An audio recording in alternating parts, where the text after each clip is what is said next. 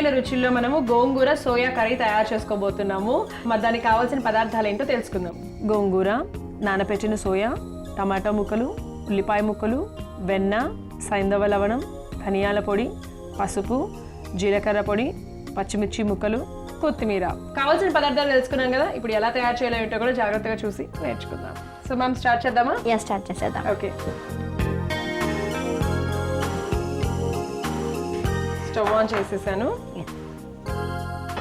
Pan పెట్టుకొని ఇప్పుడు ముందుగా వెన్న వేసుకుందాం. వెన్న వేసేసుకున్నాం. వెన్న కర్రీ అంటున్నాం కదా, సో ఇలా ఇంకొంచెం అయినా సరిపోతుంది. ఓకే, వెన్న వేసుకున్నాము. మనం కొంచెం వెన్న వాడుతున్నాం, అప్పుడప్పుడు అన్ని వాడుతూ ఉంటే అన్నిట్లో ఉండే గుణాలు కూడా వస్తాయి కదా. ఎప్పుడు ఒకటే నూనె ఒకటే నెయ్యి వాడకుండా డిఫరెంట్గా మనం వాడుతూ ఉంటే దానిలోకి ఉన్నటువంటి ఆరోగ్య ప్రయోజనాలు, ఔషధ గుణాలు అన్ని కూడా మన శరీరానికి చక్కగా అందుతాయి. సో విన్నారు కదా, అలా ఫాలో అవ్వండి. ఇప్పుడైతే కనుక వెన్న కరిగింది కాబట్టి దీంట్లో మనము ఒక 3 పచ్చిమిర్చీలను చిన్న చిన్నగా కట్ చేసుకున్నాము. పచ్చిమిర్చీలను వేసేసుకుంటున్నాము.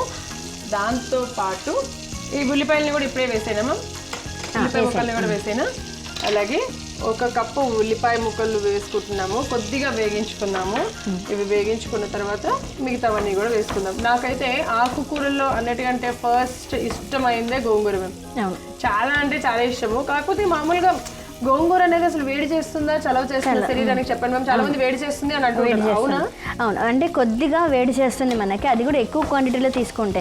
ఫర్ ఎగ్జాంపుల్ మనం ఈ రోజు ఒక పూట గోంగూర తిన్నామనుకోండి, మనకి చక్కగా జీర్ణం అయిపోతుంది. దానిలో ఆ పులుపు ఉంటుంది చూసారా, ఆ పులుపు అనేది మనకి కొంచెం పిత్తదోషాన్ని కూడా పెంచుతుంది అనమాట. సో నార్మల్గా మనం లిమిటెడ్ క్వాంటిటీలో తీసుకుంటే దానికి ఉన్నటువంటి ఆరోగ్య ప్రయోజనాలు మనకు అందుతాయి. ఒకవేళ మనం ఎక్సెస్ క్వాంటిటీ పొద్దున, మధ్యాహ్నం, రాత్రి, నెక్స్ట్ డే అలా కూడా తీసుకున్నామంటే మాత్రం మనకి చాలా వేడి చేసేస్తుంది. సో ఏదైనా లిమిటెడ్ క్వాంటిటీలో తీసుకుంటే దాని యొక్క ప్రయోజనం చక్కగా మనకు వస్తాయి. Yes, correct. ఇప్పుడైతే కనుక 1 కప్పు టమాటా ముక్కలు కూడా వేసినా, కొద్దిగా ఉల్లిపాయ ముక్కలు వేగాయి కాబట్టి మనం 1 కప్పు టమాటా ముక్కలు అంటే మనం ఒక పెద్ద సైజు టమాటాని చిన్న చిన్న ముక్కలుగా కట్ చేసుకొని తీసుకున్నాము. దాంతో పాటుగా చిటికెడు పసుపు కూడా వేసేసుకుంటున్నాము. 1 పావు స్పూను లేదా చిటికెడు పసుపు వేసుకోండి. ఒకసారి ఇది కూడా మనకి టమాటా ముక్కలు కూడా మగ్గేంత వరకు ఉంచుకుందాం అనమాట. మనము టమాటో కూడా వేసుకుంటున్నాం అంటే ఆల్వేస్ అది పుల్లగా ఉంటుంది, బట్ ఇంకొంచెం టేస్ట్ పెంచడానికి కూడా టమాటా వేసుకుంటున్నాం. మ్యామ్, అసలు గోంగూరలో ఐరన్ ఉంటుందని తెలుసు. దాంతో పాటుగా ఇంకా మనకి శరీరానికి ఏమేమి లభిస్తాయి? ఐరన్తో పాటు దానిలో ఫోలిక్ యాసిడ్ కూడా ఉంటుంది అనమాట. ఈ iron and folic acid combination చాలా తక్కువ వెజిటేబుల్స్లో కానీ ఫ్రూట్స్లో మనకు లభిస్తుంది. ఈ ఐరన్ అండ్ ఫోలిక్ యాసిడ్ రెండు ఒకటే దానిలో ఉండడం వల్ల మనకి శరీరానికి కావాల్సినటువంటి విటమిన్ B12 కూడా అందుతుంది. అలానే గర్భిణీ స్త్రీలకి, తర్వాత లోపల శిశువుకి కావాల్సినటువంటి ఎదుగుదలకి ఏవైతే మనకు అవసరం ఉందో ఈ ఫోలిక్ యాసిడ్ అనేటువంటిది అది పుష్కలంగా మనకు లభిస్తుంది. అందుకనే గర్భిణీ స్త్రీలు ఖచ్చితంగా వారానికి ఒకసారి గోంగూరను తప్పనిసరిగా తినాలని చెప్తూ ఉంటారు. ఓకే, సో ఇప్పుడు టమాటా ముక్కలు కూడా కొద్దిగా మగ్గాయి కదా, మనం ఈ మిల్ మేకర్ నానపెట్టుకున్నాం కూడా ఇది వేసేసుకుందామా? ఓకేనా? ఓకే, ఇది ఆల్రెడీ మనం ఏంటంటే ఒక గోరువెచ్చటి నీళ్ళల్లో కానీ లేదు అని అనుకుంటే కనుక నార్మల్ వాటర్ అయినా పర్వాలేదు, ఒక 20 నిమిషాల పాటు ఇలా నానబెట్టేసుకుంటే మనకి చక్కగా ఇలా వచ్చేస్తాయి. విత్ వాటర్తో అయినా కొద్దిగా పిండి అయినా పిండి వేసేసేయండి. ఓకే, ఇలా పిండేసుకొని మనం వేసేసుకోవాలన్నమాట. ఇవి మళ్ళీ స్పెషల్గా వేడి నీళ్ళలో వేయాల్సిన అవసరం లేదు. మామూలు నీళ్ళలోనే ఒక 20 నిమిషాల ముందర వేసుకొని ఉంటే సరిపోతుంది. ఇవి పిండేసుకొని ఇట్లా వేసుకున్నాము. అసలు ఈ మిల్ మేకర్లో ఏమేమి గుణాలు ఉంటాయి, అలాగే ఇది మంచిది కదా అని చెప్పేసి రెగ్యులర్గా కూడా చాలా మంది తీసుకుంటారు. అలా తీసుకోవచ్చా? ఎంత క్వాంటిటీ తీసుకోవచ్చు చెప్పండి. సో మీల్ మేకర్ అనేది సోయా అని చెప్తుంటాం కదా, ఈ సోయా అనేటువంటిది రిచ్ ఇన్ విటమిన్ B12 అనమాట. సో మనకి మాంసాహారంలో ఎంతైతే మనకి B12 కానీ మన మజిల్ స్ట్రెంత్ కావాల్సినటువంటి ప్రోటీన్స్ కానీ లభిస్తూ ఉంటాయో అవి మనకి వెజిటేరియన్లోనే ఇలా మనకు లభిస్తూ ఉంటాయి. సో అధికమైనటువంటి ఫైబర్ కంటెంట్ కూడా ఉంటుంది అనమాట. దీనివల్ల మనకి కాన్స్టిపేషన్ అంటే మలబద్ధకం కూడా దూరంగా ఉంటుంది.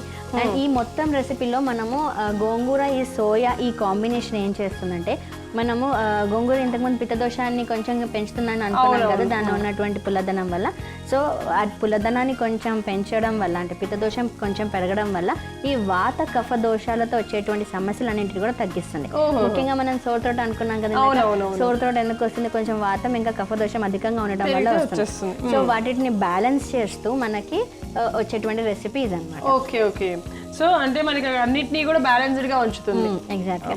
అందుకనే ఈ కాంబినేషన్ లో మనం ఏదైనా ఒకటే ఫుడ్ పదార్థం తీసుకోకూడదు. మనం గోంగూర పచ్చడో లేకపోతే గోంగూర పప్పు చేసుకున్నప్పుడు ఉట్టి గోంగూరనే మనం వాడుతూ ఉంటాం, లేదంటే కూరలాగా చేసుకున్నప్పుడు. సో అలా ఒకటే పదార్థాన్ని వాడడం వల్ల దాని యొక్క ప్రయోజనం మనకు ఎక్కువగా రాకపోతుంది.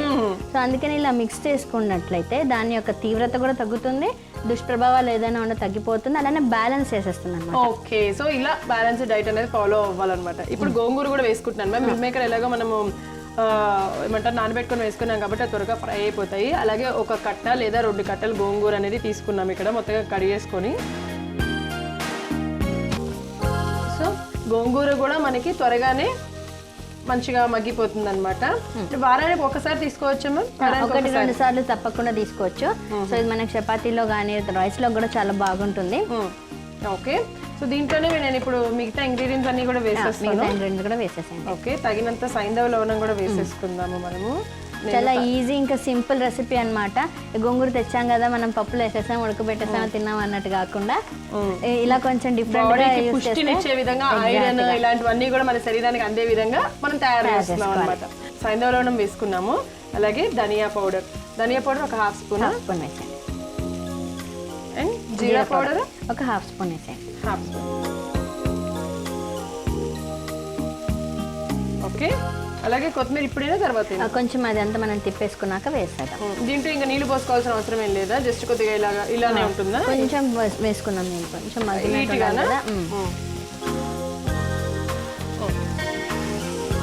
జస్ట్ కొద్దిగా మనకి ఏంటంటే మనం ఆ పౌడర్స్ అన్ని వేసుకున్నాం కాబట్టి అవన్నీ కూడా మంచిగా కలుస్తాయి దీనికి, కాబట్టి ఇది వేసుకున్నాము.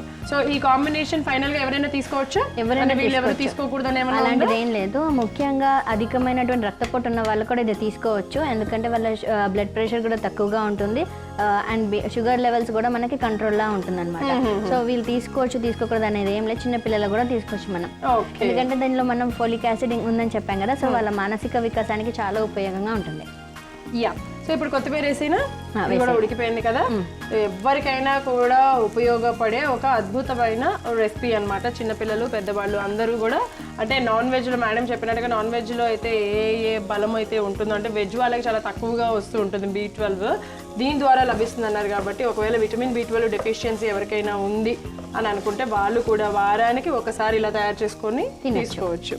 సో ఇప్పుడు అయిపోయింది కదా, సర్వింగ్ బౌల్లోకి తీసేసుకుందాము. స్టవ్ అయితే ఆఫ్ చేసేస్తున్నాను, సర్వింగ్ బౌల్లోకి తీసుకుందాం.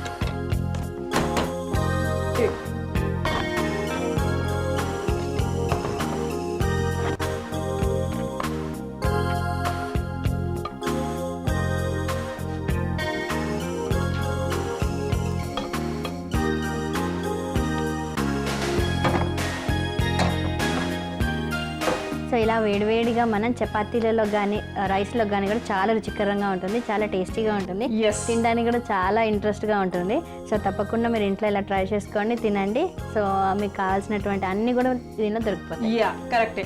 సో వెజిటేరియన్స్ నాన్ వెజ్ దొరకలేదని బాధ లేదు, B12 దేంట్లోనో దొరకదు ఎలా అనే ఆలోచన అంతకంటే మానేసేయండి. హ్యాపీగా మీరు ఒకవేళ డైటింగ్ చేస్తూ చపాతీస్, రోటీస్ ఇలాంటివన్నీ తింటున్నప్పుడు తీసేసుకోండి. అన్నీ కూడా మనకి శరీరానికి లభించేస్తాయి, మనం కూడా చాలా బలంగా ఆరోగ్యంగా ఉంటాం, అంతే కదా మ్యామ్?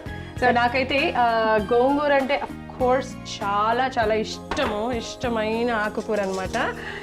నేను టేస్ట్ చేసేస్తాను, అస్సలు వదిలే ప్రసక్తి లేదు.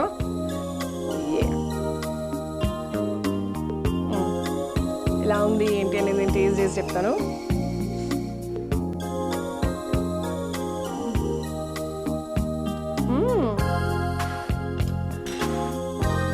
చాలా అంటే చాలా బాగుందబ్బా, నిజంగా మొత్తం ముత్తగా కూడా అట్లా తినేసేయచ్చు, చాలా అంటే టేస్టీగా ఉంది.